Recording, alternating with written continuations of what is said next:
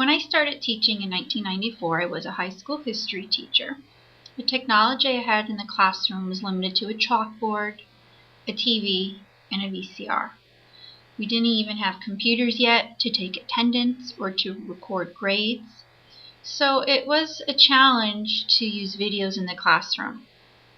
While I do recognize that there is a plethora of information of history videos and social studies videos out there, it seemed that our library of videos we had available to us, the videos were 30 to 60 minutes, sometimes a couple hours in length, mainly reserved for television documentaries and movies. So even back then I realized that this was not a very good use of videos in the classroom. All I ever heard about when I was student teaching was that I should make sure I had an activity to be used in conjunction with the video, which of course makes sense. But I thought that the videos presented way too much information within a block of time and didn't really foster a good use of the students remembering the information.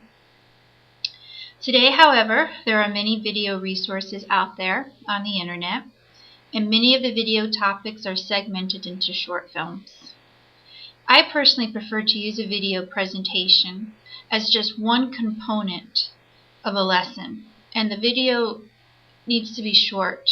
Depending on the lesson, depending on the concept that I'm trying to teach, 3 to 4 minutes is ideal, definitely no longer than 10 minutes. Now, I did switch from being a high school history teacher to being a middle school library media center specialist, and I moved into teaching information literacy skills and technology literacy skills that can be used in the classroom as well as across the curriculum. So I really only had about 30 to 40 minutes of class time with my students, which really did inhibit me using any videos of any considerable length, which is fine.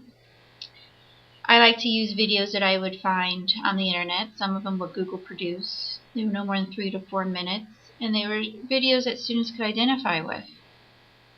They used Google in their daily life. They used technology in their daily life, so I tried to use the video and make sure that they could understand how to apply it to their needs.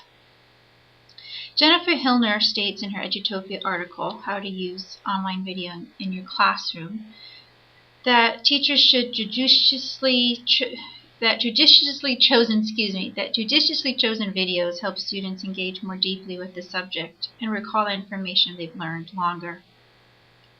The videos are a great source to hook students into the day's lesson. The National Teaching Training Institute's website was also a good reference for me for this assignment. And they state that the video should be just one component of the lesson, not the entire means of transferring the information. It is the teacher that is still the one responsible for instruction to the students, not the video screen. So if I were to use video in a classroom, I wouldn't just use that one form of multimedia. I like to create a hypermedia presentation that I could also link to the school server, so if anyone was absent, they can pull the presentation up and complete the class on their own time. I would create a slideshow. The slides would be simple, maybe some text and a graphic or image. Within the slideshow, there would be the link to the video presentation.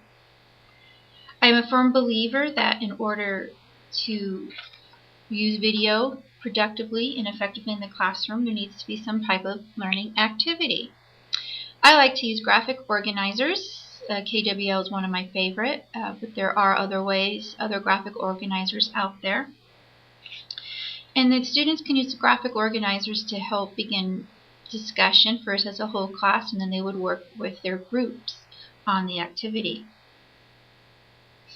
If I did feel it was necessary, I do believe that pausing a video is definitely a good way to check for comprehension and understanding.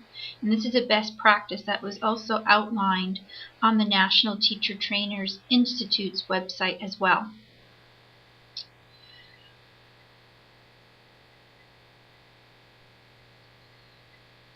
At the end of this one particular lesson that I would use with the video and the slideshow, I also like to put in another multimedia outfit called a Voki avatar at Voki.com.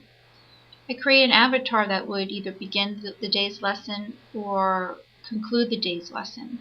And that was just something else exciting for the students to keep them hooked into the lesson. So videos today offer many exciting opportunities to create dynamic lessons that are segmented and able to provide, and teachers are able to provide many different activities. Moving from a slideshow to a handout to a video to a discussion and so forth can help address the different learning styles in the classroom. Engaging the students through the different means will also help them retain the information. According to the textbook Integrating Technology into Teaching, written by Robler and Doring, presenting segmented videos will help prevent cognitive overload. I prefer to use videos to teach one concept at a time. The video is short and to the point with a clear beginning and ending, and the video is not the only component of the lesson. There are several components of the lesson to help engage the students. Thank you.